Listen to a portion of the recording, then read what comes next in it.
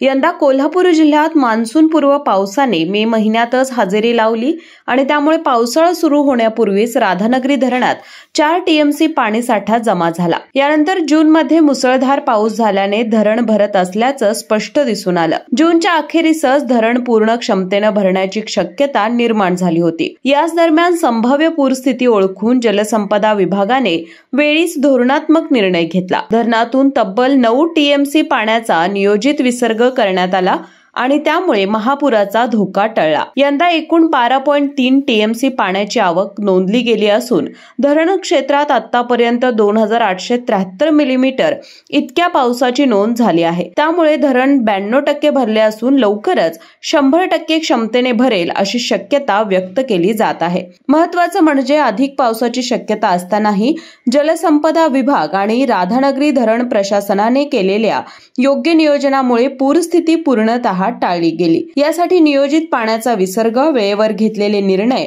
आणि सतर्कतेने राबवलेली धरण व्यवस्थापन प्रक्रिया कारणीभूत ठरली।